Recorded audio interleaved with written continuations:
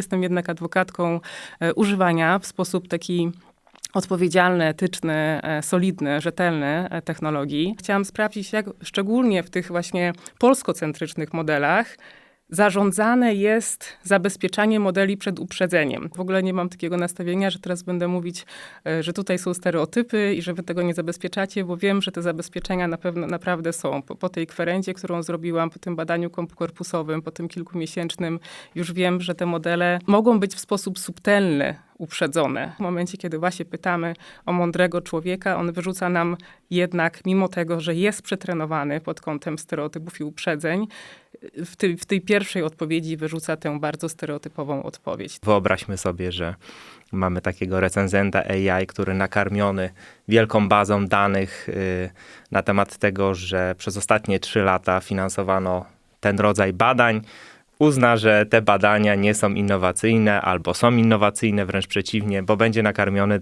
że tak powiem, taką pulą danych, która później będzie mu sugerowała odpowiednie odpowiedzi. Na ten moment stanowisko ONC-u jest jasne, to znaczy sztuczna inteligencja w żaden sposób nie powinna ingerować w proces oceny merytorycznej. Były takie sytuacje, że rzeczywiście eksperci, recenzenci, którzy oceniali wnioski, wyczuwali, że coś nie do końca jest tu tak, jak być powinno, że ten koncept badawczy, że ten pomysł, że ta oryginalność, że ten wniosek był w pewien sposób płaski, taki generyczny. Ktoś zadał proste pytanie i dostał prostą odpowiedź.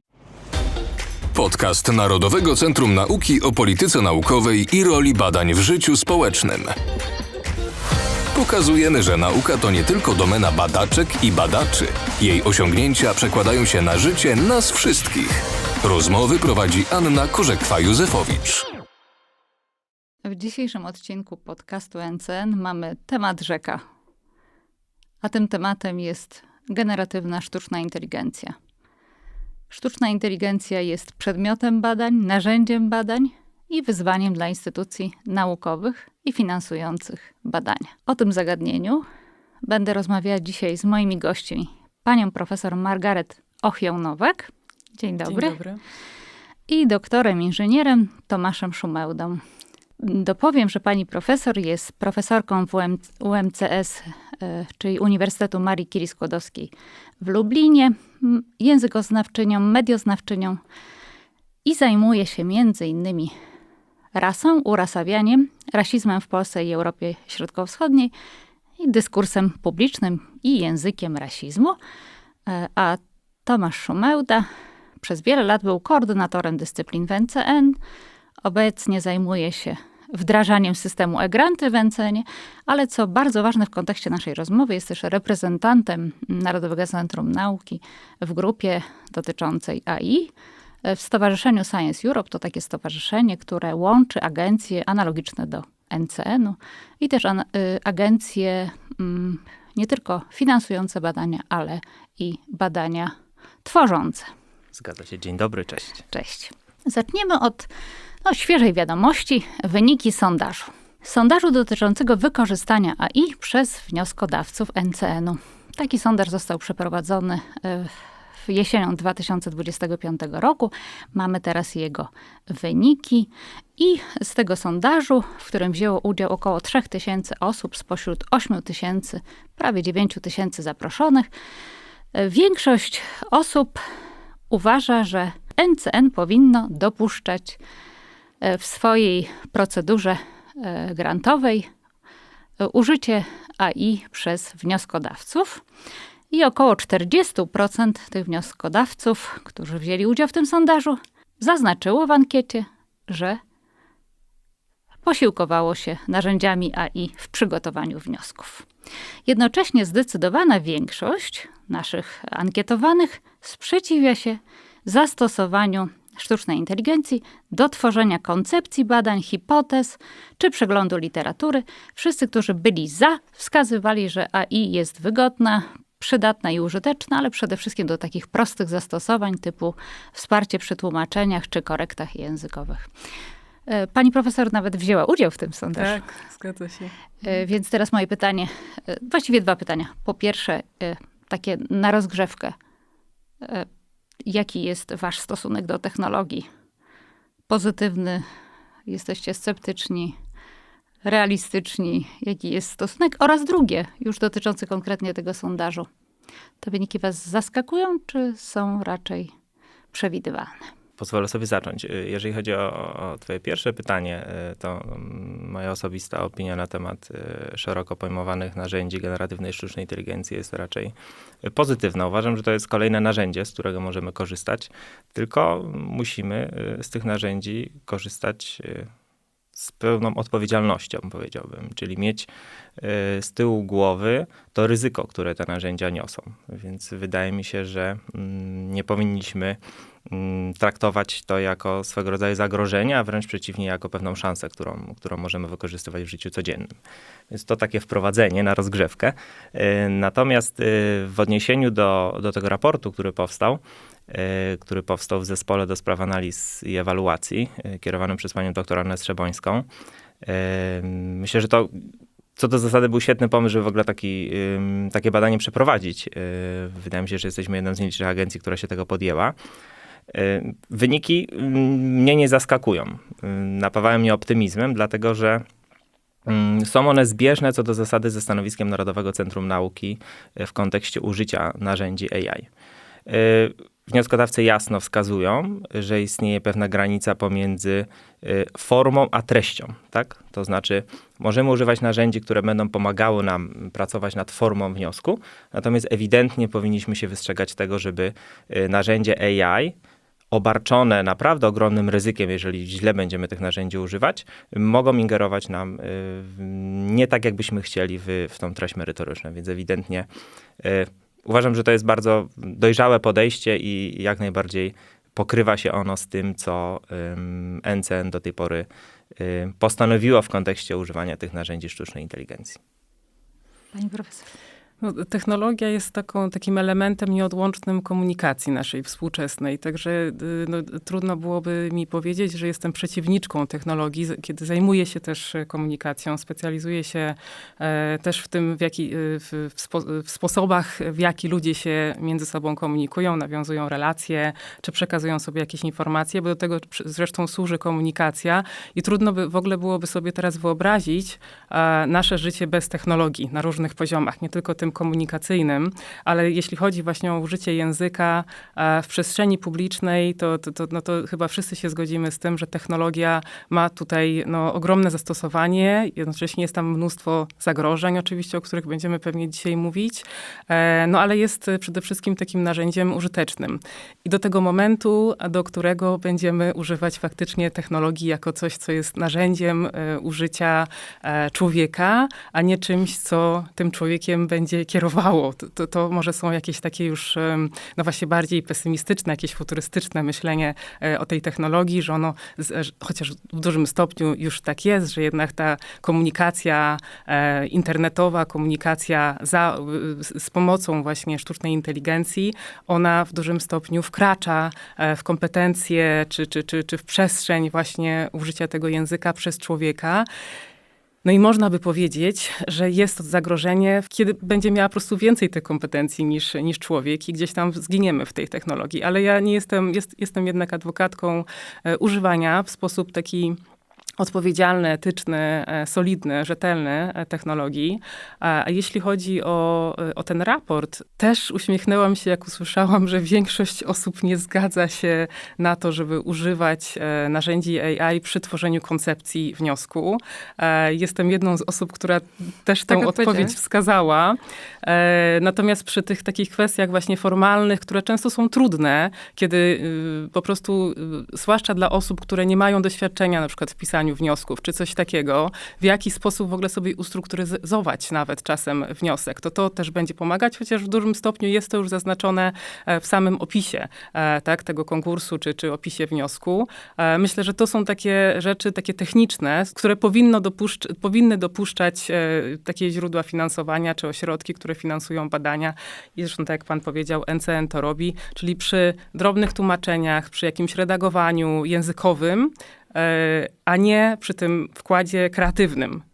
Bo to jest właśnie ten moment, w którym technologia ma władzę nad człowiekiem i tego tak do końca nie chcemy, chociaż trudno tego też uniknąć. Dobrze jest tą technologią zarządzać, wiedząc, że ona ma jakiś element też władzy jednak. Nasi ankietowani i pytani byli też o konkretne narzędzia, których używają i no nie chcę tutaj akurat wymieniać nazw konkretnych generatorów, ale mogę powiedzieć, że zdecydowanie to są narzędzia, które właśnie korekcie językowej przede wszystkim służą i takiej gramatycznej. Pani profesor też wspomniała o zagrożeniach i jakie wiążą się z wykorzystaniem sztucznej inteligencji. I tego też dotyczy pani projekt finansowany przez NCN. Bada pani, czy polskie duże modele językowe powielają stereotypy rasowe, a jeśli tak, to jak to robią? I to dotyczy nie tylko tekstu, ale też obrazów i innych form przekazu. Algorytmy uczą się na naszych danych i powielają nasze uprzedzenia? To jest udowodnione już w badaniach tych modeli anglocentrycznych, anglojęzycznych, a w dużym stopniu te badania właśnie modeli AI no są przeprowadzane na tych modelach, które są trenowane w językach takich anglocentrycznych, czy germańskich, ale głównie na języku angielskim. I czy to właśnie na Harvardzie, czy na innych amerykańskich uczelniach, no właściwie od 2023 roku te badania ciągle są prowadzone, że w LLM-ach, dużych modelach językowych, które są uczone przez bardzo hermetyczne grupy osób, które wprowadzają, po prostu uczą te modele, czyli wprowadzają te dane do modeli, kodują i tak dalej.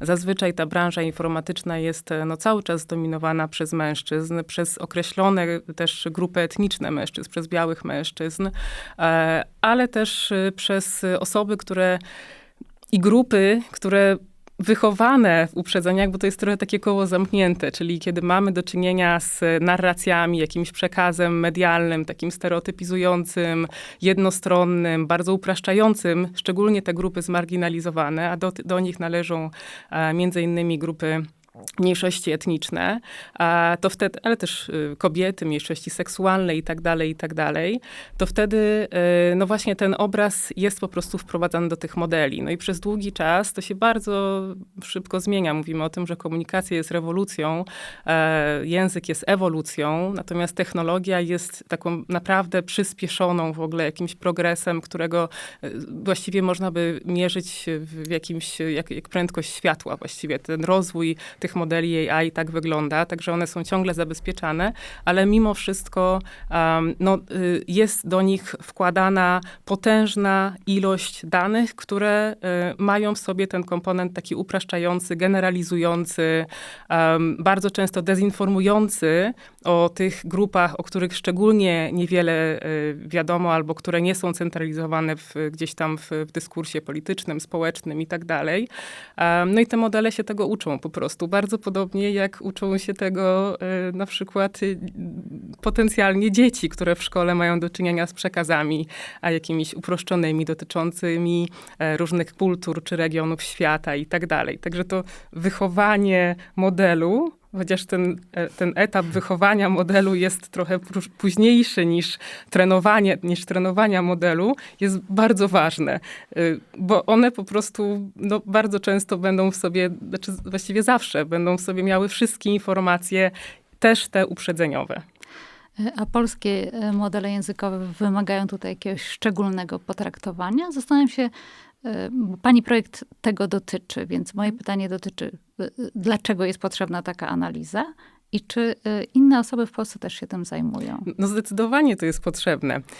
To może od końca. Po pierwsze, dlatego między innymi właśnie ten projekt chciałam zrealizować, bo zauważyłam taką lukę, która pojawia się tak. Po pierwsze, jeśli chodzi o w ogóle badania takich biasów, czy uprzedzeń, czy stronniczości algorytmicznej, na świecie głównie poświęca się uwagę stereotypom płciowym, seksizmowi, no właśnie tym narracjom, które są związane z patriarchatem, z homofobią, czyli więcej treści związanych z płcią, z genderem, a mniej związanych, chociaż głównie tymi ośrodkami są ośrodki amerykańskie, z rasą, etnicznością, kulturą, pochodzeniem.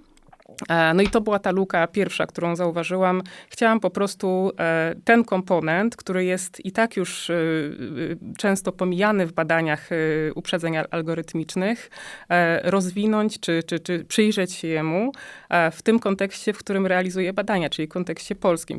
Przyjrzeć się polszczyźnie.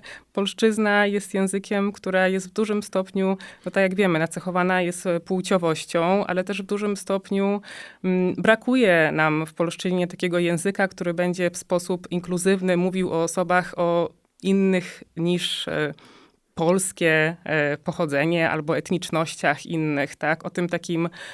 O tym innym z innych regionów świata spoza Europy. Bardzo dużo jest debat na temat tego języka inkluzywnego i chciałam sprawdzić, jak to wygląda. No właśnie w tych modelach generatywnych, które są już trenowane. Jest jedna grupa modeli, która, nie wiem, czy możemy wymieniać nazwy, Myślę, że bo tak. też to wskazałam w projekcie. Jedną z grup modeli jest grupa modeli Plum, a drugim modelem jest model Bielik. One są oczywiście jakby mniejszymi modelami niż ChatGPT, nawet ten polskojęzyczny, który jest jednak wytrenowany na danych angielskich i to też będę badać, ale chciałam sprawdzić, jak szczególnie w tych właśnie polskocentrycznych modelach zarządzane jest zabezpieczanie modeli przed uprzedzeniem. Bo nie chodzi nawet o to, że ja chcę udowodnić, że tam są te stereotypy uprzedzenia, bo ja już teraz wiem, po tej pierwszej fazie projektu, że tych działań związanych z zabezpieczaniem modeli, z rozwijaniem takiej inkluzywnej aparatury w tych modelach jest naprawdę przeogromny i ten repertuar różnych sposobów przez te osoby, które tworzą te modele, no jest cały czas rozwijany. Zresztą podobnie jak w przypadku ChatGPT.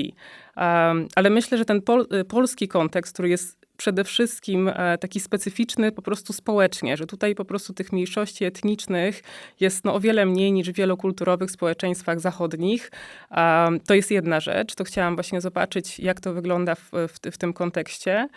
Czyli tak, po pierwsze zdominowanie tego rejonu przez płeć, po drugie brak w ogóle takiej rozmowy o tym, jak mówić inkluzywnie o osobach z różnych grup etnicznych, a po trzecie zbadanie języka słowiańskiego, którym jest język polski, który też ma wiele specyficznych cech w porównaniu do języków germańskich.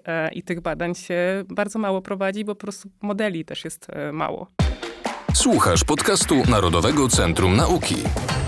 Wspomniała pani, że celem projektu nie jest tylko udowodnienie, że te modele uczą się naszych uprzedzeń, ale też ten projekt jest skierowany na pozytywne rozwiązania. Ma powstać narzędzie.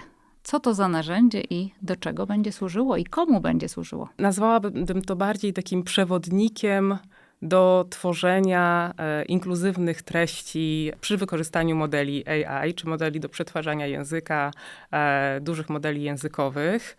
To z jednej strony i to by było to jest taki przewodnik dla użytkowniczek tych modeli, takich po prostu osób, które korzystają z modeli AI, w jaki sposób na przykład tworzyć takie prompty czy pobudzenia modeli, które będą generowały treści bardziej inkluzywne. Bo tutaj, jak powiedziałam, już te modele coraz lepiej radzą sobie z tymi treściami inkluzywnymi, ale nawet dzisiaj wrzuciłam do ChatGPT prośbę o wygenerowanie obrazu mądrego człowieka.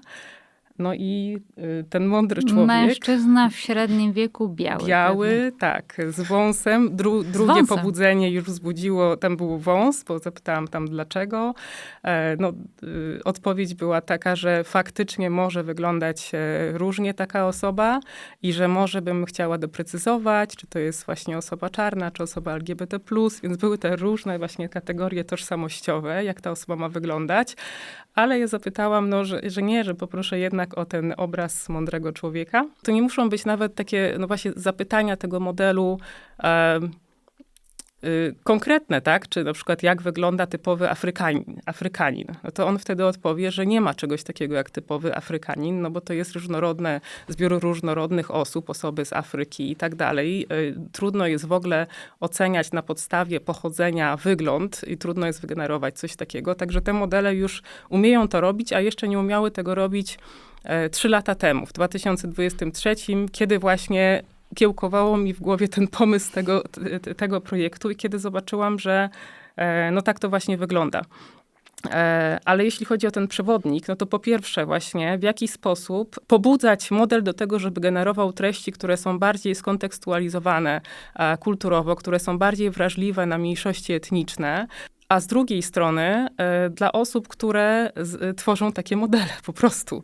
I dlatego komponentem w ogóle projektu są też rozmowy z ekspertkami od AI, ale też z osobami, które używają AI, osobami, które są różnorodne etnicznie, tak żeby sprawdzić z jednej strony no właśnie te możliwości w ogóle modeli i już sposoby, w jakie są zabezpieczane modele, a z drugiej strony, żeby grupy etniczne różne, też osoby, które są białe w Polsce, wypowiedziały się na temat tego, co w ogóle sądzą o tym, jak ich tożsamość jest reprezentowana. Ten etap badawczy jeszcze jest przede mną, natomiast na podstawie tego chciałabym wypracować taki zestaw dobrych praktyk dla zespołów, które tych modeli będzie na pewno powstawać coraz więcej polskocentrycznych, które będą właśnie tworzyć te modele, ale też na przykład dla organizacji pozarządowych, czy międzyrządowych, czy chociażby rządowych, które tworzą też polityki, różne regulaminy. I często są anglocentryczne, to jedna rzecz, ale też z drugiej strony często przez pryzmat taki jednokulturowy na wszystko patrzą. Przez pryzmat takiego dominującego użytkownika modeli AI, którym jest zazwyczaj biały mężczyzna, chociaż to też się coraz bardziej zmienia na szczęście. A twórcy tych polskich modeli językowych chętnie współpracują? Jak to wygląda? Jestem optymistyczna. Myślę, że będzie dobrze. Nie wiem, czy mogę wymienić z kim. Bardzo bym chciała porozmawiać. Na pewno z doktor Agnieszką Karlińską, która jest jedną z twórczyń grupy modeli Plum, ale też z profesorem Maciejem Piaseckim, z którym już współpracowałam wcześniej przy przetwarzaniu języka naturalnego, przy projektach właśnie takich związanych z językoznawstwem komputerowym, ilościowym, przy tworzeniu słowosieci, który też jest jednym z kierowników w ogóle projektu Plum. Także myślę, że te kontakty, które miałam też wcześniej w tym swoim doświadczeniu badawczym się przydadzą. Z tego, co na razie wiem, to bardzo dużo osób w ogóle jest chętnych, żeby o tym rozmawiać i żeby te informacje przekazywać. Także myślę, że kwestia raczej nastawienia. Ja w ogóle nie mam takiego nastawienia, że teraz będę mówić, że tutaj są stereotypy i że wy tego nie zabezpieczacie, bo wiem, że te zabezpieczenia na pewno naprawdę są. Po tej kwerendzie, którą zrobiłam, po tym badaniu korpusowym, po tym kilkumiesięcznym, już wiem, że te modele mogą być w sposób subtelny uprzedzone. I to jest właśnie, to jest to, co mnie interesuje. Czyli na tym multimodalnym poziomie, zarówno językowym, jak i właśnie wizualnym generowania obrazu. W momencie, kiedy właśnie pytamy o mądrego człowieka, on wyrzuca nam jednak, mimo tego, że jest przetrenowany pod kątem stereotypów i uprzedzeń, w tej pierwszej odpowiedzi wyrzuca tę bardzo stereotypową odpowiedź. To jest właśnie pytanie, jak zrobić, żeby w tych pierwszych odpowiedziach wyrzucał jakiś inny obraz. Kiedy będzie przewodnik? Za 2 lata kończę projekt, za 1,5 roku, także tak pod koniec 2027. Dość duże wyzwanie związane z tym, że coraz bardziej się zmieniają te modele po prostu, żeby nadążyć za tym, co już zostało zrobione, a co będzie czymś nowym. Natomiast na pewno zebranie tych wszystkich praktyk, myślę, że to już będzie wartościowe. W takiej formie właśnie popularno-naukowej, a niekoniecznie tylko albo nawet nie tylko dla naukowców i naukowczyń, tylko właśnie dla osób, które się zajmują tworzeniem i używaniem tych modeli. To wtedy o tym na pewno porozmawiamy, a teraz wrócimy do naszej praktyki instytucjonalnej. Sondaż, od którego zaczęliśmy rozmowę, pokazuje, to już o czym wspomnieliśmy, że wnioskodawcy akceptują wykorzystanie Gen AI do korekty językowej, ale już nie do właśnie większych zadań typu koncepcja wniosku, czy nie wiem, tworzenie przeglądu literatury. Jesteś, tak jak wspomniałam, wieloletnim koordynatorem dyscyplin w NCN. Da się tę granicę wyznaczyć w praktyce działania agencji? Jak to widać od środka? W zasadzie bardzo trudne pytanie, dlatego że czysto technicznie, dokumentacyjnie jesteśmy w stanie sobie wyznaczyć takie granice. Papier przyjmie wszystko, tak? Możemy sobie wyznaczyć pewne zasady, opracować pewne regulacje. Natomiast powstaje zasadnicze pytanie, jak później te regulacje weryfikować w kontekście użycia tych narzędzi. Wydaje mi się, że powinniśmy się bardziej skupić na takiej granicy operacyjnej, na takiej granicy, która będzie się opierała przede wszystkim na odpowiedzialności tych, którzy będą te narzędzie stosowali. Wyniki i ten raport pokazują, że ta odpowiedzialność wśród naukowców przeważa. Tak? Zdecydowana większość osób widzi te granice. Natomiast w moim przekonaniu nie da się stworzyć takiej granicy, którą na ten moment, czy to Narodowe Centrum Nauki, czy też inne agencje, które finansują badania, będą mogły w prosty sposób weryfikować, zautomatyzować ten proces weryfikacji. Więc A wydaje jako mi się, koordynator widziałeś to użycie AI? widziałem to użycie w takim kontekście, że nie wiem, na ile mogę zdradzać kuchnię mojej pracy od tamtej strony, od strony oceny i całego procesu oceny wniosków, ale były takie sytuacje, że rzeczywiście eksperci, recenzenci, którzy oceniali wnioski, wyczuwali, że coś nie do końca jest tu tak, jak być powinno, że gdzieś jest taka możliwość, że te narzędzie zostały użyte, że ten koncept badawczy, że ten pomysł, że ta oryginalność, no, że ten wniosek był w pewien sposób płaski, taki generyczny, tak? Znaczy ktoś zadał proste pytanie i dostał prostą odpowiedź i tą odpowiedź przelał na papier, tak? Natomiast nie było tej głębi tego pomysłu, nie było tej spójności, bo pomysł to jedno, ale wykonalność, dorobek, metodologia, to wszystko musi się w jakiś sposób wiązać, więc było widać te takie białe plamy, takie dziury, które ewidentnie pokazywały to, że to się nie łączy i coś nie do końca tutaj gra. Więc co do zasady, to niestety były wnioski, które później były oceniane słabiej, tak? Więc musieliśmy angażować niejednokrotnie duże zasoby ludzi do tego, żeby tego typu wnioski oceniać i to był ten kolejny kamyczek, który jest dorzucany do tego wielkiego wora tych wniosków, które do NCN-u wpływają. Nie da się wyznaczyć takiej prostej granicy. Wydaje mi się, że to jest po prostu niemożliwe tak długo, jak nie będziemy mieli narzędzi, które pozwolą nam tę granicę wprost weryfikować, tak? Czy ktoś ją przekroczył, czy nie. Więc powiedziałbym, że to się da egzekwować, ale sposobem na egzekwowanie jest po prostu uczciwość naukowców. Tak bym to ujął. Innej możliwości tutaj na ten moment nie widzę, ale co przyniesie przyszłość, to trudno powiedzieć. NCN nie dopuszcza używania narzędzi sztucznej inteligencji przez osoby oceniające wnioski. I to jest zbieżne ze stanowiskiem naszych respondentów. Większość z nich, choć moim zdaniem wcale nieduża większość, bo około 70% sprzeciwia się użyciu narzędzi sztucznej inteligencji w ocenie wniosków. Czy NCN w ogóle rozważa zmiany w tej kategorii? Czy w jakikolwiek sposób korzysta z narzędzi AI? Na ten moment stanowisko NCN-u jest jasne, to znaczy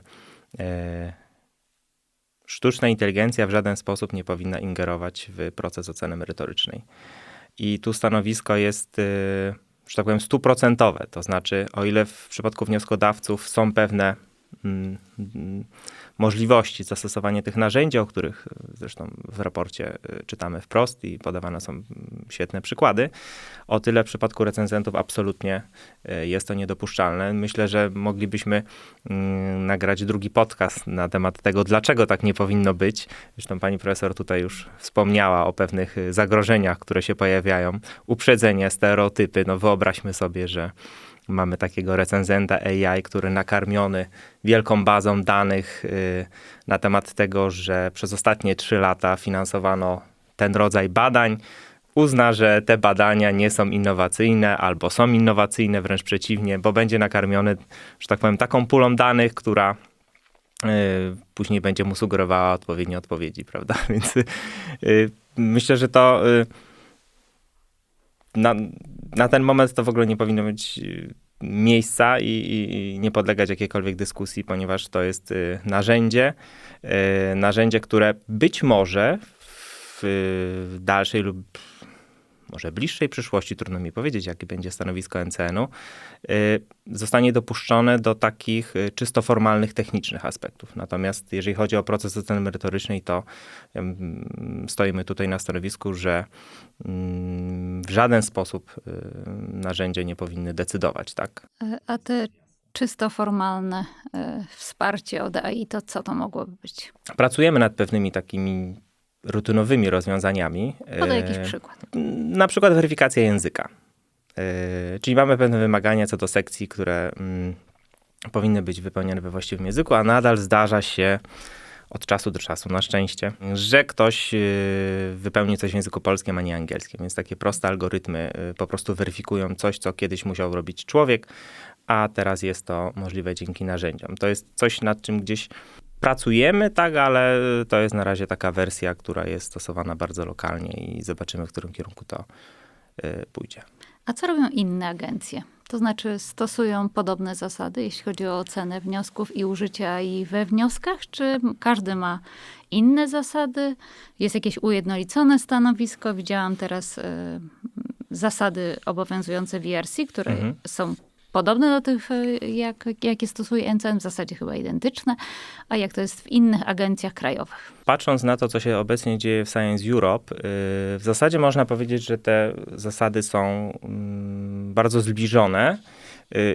Dodałbym, że one się nadal kształtują, tak? Więc Science Europe w zasadzie po to powstała ta grupa dedykowana sztucznej inteligencji, żeby właśnie przede wszystkim wypracować jakieś wspólne stanowisko, jakieś rekomendacje dla krajowych agencji. I to nie tylko tych, które finansują naukę, ale też tych agencji, które te badania uprawiają. Więc stanowisko jest zbieżne, zarówno w kontekście wnioskodawców i użycia tych narzędzi, jak i w procesie oceny merytorycznej. Zwrócę uwagę na coś, co jest swego rodzaju wyłomem z tej całej zasady, ogólnej zasady, że AI nie powinno być stosowane w procesie oceny merytorycznej.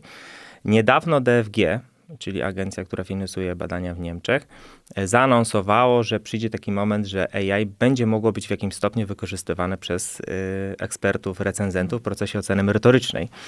Więc to wywołało pewien popłoch w naszej grupie. Wszyscy byliśmy ciekawi, jak to będzie wyglądało w praktyce, bo diabeł tkwi w szczegółach, tak?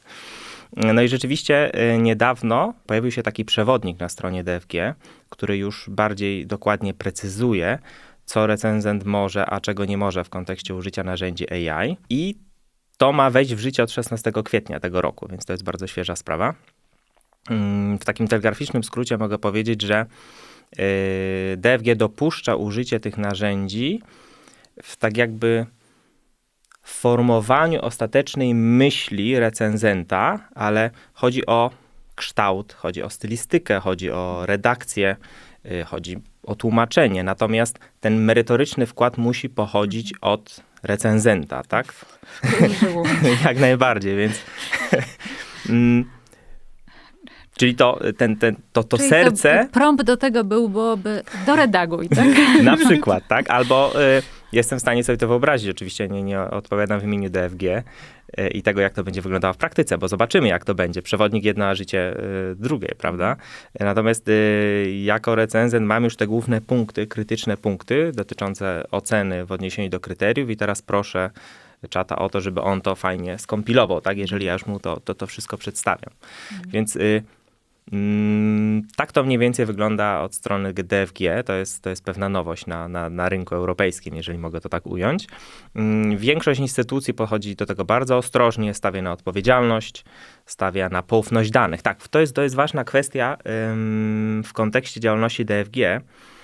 Oni zwracają uwagę na to w tym przewodniku, w tym komunikacie, że recenzent może korzystać tylko z lokalnych serwerów, na przykład uniwersyteckich albo takich instytucjonalnych, które jestem w stanie sobie, nie wiem, czy tak się dzieje już teraz w DFG, ale być może tak będzie w najbliższej przyszłości, że DFG będzie dostarczało, że tak powiem, swoje moce obliczeniowe, swoje serwery, swoje modele do tego, żeby wspomagać recenzentów. Jestem w stanie sobie to wyobrazić. Natomiast zakazuje w jakikolwiek sposób korzystać z tych globalnych, publicznych, dostępnych modeli. Zwraca uwagę na kwestię trenowania danych, prawda? Wycieku pomysłu, generalnie rzecz ujmując. Więc tam jest jasna deklaracja co do tego, że ta poufność danych musi być zabezpieczona. Odpowiedzialność wiadomo. Transparentność DFG będzie wymagało od recenzentów, żeby wskazali, jakie konkretne elementy ich recenzji pochodzą od AI, ale tam zaznaczają z kolei, że kwestia takich prostych tłumaczeń czy redagowania nie będzie wliczana do tej puli, więc zobaczymy, jak to będzie wyglądało w praktyce. No i przede wszystkim krytyczne myślenie recenzenta, to znaczy, że koniec końców to recenzent odpowiada za te treści, które później będą częścią tej oceny merytorycznej, więc przewodnik jest dosyć szczegółowy. Ale zobaczymy, jak to będzie wyglądać w praktyce. Ale jest to pewien wyłom w tej przestrzeni europejskiej. Zobaczymy, w którym kierunku to pójdzie. Tomasz, użyłeś takiej frazy życie swoje. No więc życie jest takie, że niedawno Jakub Pachowski, który jest absolwentem polskiej uczelni, a obecnie głównym naukowcem w OpenAI, zapowiedział, że do września tego roku OpenAI wypuści autonomicznego asystenta badawczego, a za 2 lata w pełni zautomatyzowany system prowadzenia badań naukowych. Czy zatem pytania, o których dzisiaj rozmawiamy, dotyczące badań, granicy użycia AI w nauce, o rolę instytucji, za chwilę nie staną się bezprzedmiotowe? Pani profesor. Z tego, co pamiętam, to Pachocki też wyraźnie podkreśla, że ten czynnik ludzki zostanie jeszcze, że on pozostanie, że on nie zostanie zupełnie usunięty. Tak, i w tym myślę sobie, że rozmowa w ogóle o tym, czego doświadczamy jako użytkownicy, użytkowniczki modeli AI i komunikacji jest bardzo ważna, nawet jeśli za 2 lata okaże się, że ta komunikacja zupełnie wokół czegoś innego się kręci niż to, o czym teraz rozmawiamy, bo ona pozwala jednak dołożyć coś do tej dyskusji, no właśnie dyskusja w ogóle dotycząca tego, w jaki sposób i gdzie, kto korzysta właśnie. Mnóstwo ludzi teraz korzysta z modeli AI na różnych poziomach, można powiedzieć. Od takiego zwykłego, codziennego użytkowania typu jak, nie wiem, otworzyć puszkę, której nie mogę otworzyć, bo jakoś się zakleszczyła, po no właśnie tworzenie skomplikowanych kodów i analizę skomplikowanych danych. I to narzędzie, o którym mówi Pachocki, ma właśnie temu służyć. Tak jak on mówi o tym, że to, co człowiek robi w ciągu tygodni czy miesięcy, to w ciągu kilku dni będzie mogła zrobić ta maszyna, czyli ogromne zbiory danych, czy to, co robi na przykład cała organizacja, to będzie mogła zrobić maszyna. Ogromne zbiory danych przetworzyć, wygenerować. Te analizy mają służyć rozwiązywaniu problemów świata. To jest to, co też kieruje. Ja jestem jednak idealistką. Rozwiązuję różne problemy naukowe, ale moja nauka służy temu dobru społecznemu. I ogromnie wierzę w to, że jeśli w sposób taki odpowiedzialny, rzetelny, przez rzetelność myślę też o tym, że nie wszystkie osoby, nie wszystkie po prostu grupy społeczne mogą mieć dostęp do tego, żeby tworzyć te modele. Mimo tego, że powinny mieć wpływ na to, jak one są tworzone, to nie wszyscy mają po prostu kompetencje, żeby to tworzyć. Jeśli to będzie dobrze zarządzane, jeśli cała ścieżka tego reasoningu, czyli tego myślenia modeli też będzie monitorowana, to jestem w stanie wyobrazić sobie, że nawet tak zaawansowana funkcja tego modelu będzie jednak wspierać człowieka, a nie tego człowieka zamazywać, czy gdzieś w sposób przemocowy traktować. Chociaż może wiele osób, jak tego słucha, to myśli sobie, które się tym zajmują, to myśli sobie, że ja w ogóle nic o tym nie wiem i jestem idealistką i że to jest bardzo duże zagrożenie. Natomiast czytając też wywiady, które z osobami, które reprezentują takie duże firmy, też te komercyjne, tworzące modele i też osoby, które tworzą kody, które tworzą te modele, po prostu inżynierów, inżynierki, informatyków, informatyczki, programistów, programistki, to wcale nie jest tak, że to jakoś pójdzie sobie własnym biegiem, że tego w ogóle nie da się skontrolować, że to w ogóle zostanie zhakowane przez jakąś nie wiadomo jaką siłę i tak dalej. Natomiast wymaga to ogromnych nakładów pracy, energii, też takiej energii pracy oddolnej, czyli myślenia krytycznego, które niestety w dużym stopniu, tak jak też badania pokazują, modele AI gdzieś tam ograniczają w takich indywidualnych użytkowniczkach. I jeszcze jedną rzecz chciałam bardzo ważną powiedzieć, znaczy ważną, tak mi się wydaje, dla mnie ważną, powtórzyć może, że ci asystenci właśnie AI, te modele, które właśnie teoretycznie będą jakoś wyręczać takie bardzo skomplikowane funkcje, które teraz człowiek wykonuje albo pełni, one mają służyć na przykład stworzeniu kuracji takiej skuteczniejszej na wyleczenie raka albo na wyleczenie jakichś chorób, czy zmierzenie się z problemami, które tę ludzkość jednak zabijają. Czyli ma służyć dobru społecznemu. I myślę, że jak tego będziemy się trzymać, to ta dyskusja nasza nie będzie bezprzedmiotowa. Czy dobru też naukowemu, społecznemu. Tomasz, jesteś idealistą też? Wyobraźmy sobie sytuację w nawiązaniu do tego, co powiedziała pani profesor. Odpukać. Pojawia się kolejna pandemia, tak? I potrzebujemy w bardzo szybki sposób opracować szczepionkę, tak? No i teraz tego typu narzędzia przyspieszają, tak? One nie zastąpią człowieka, one go będą wspierać w badaniach i przyniosą odpowiednie rezultaty, które są spodziewane, więc w tym kontekście jak najbardziej podpisuję się pod słowami pani profesor. Natomiast czy te pytania nadal będą istotne? Ja myślę, że im bardziej będzie zaawansowana ta technologia, im bardziej będziemy wyżej wkraczać, tym bardziej będziemy musieli spoglądać na to z odpowiednią dozą odpowiedzialności. Tak? Myślę, że kwestie prawne, kwestie etyczne, kwestie odpowiedzialności takie w kontekście społecznym, jeżeli chodzi o użycie narzędzi, to będzie coś, co będzie wymagało ewidentnie, że tak powiem, doprecyzowania. Im bardziej to wszystko będzie zaawansowane, tym bardziej człowiek będzie musiał dbać o tą odpowiedzialność. Ja sobie generalnie rzecz ujmując wyobrażam te narzędzia jako taki kolejny, to generalnie rzecz ujmując narzędzia AI, tak?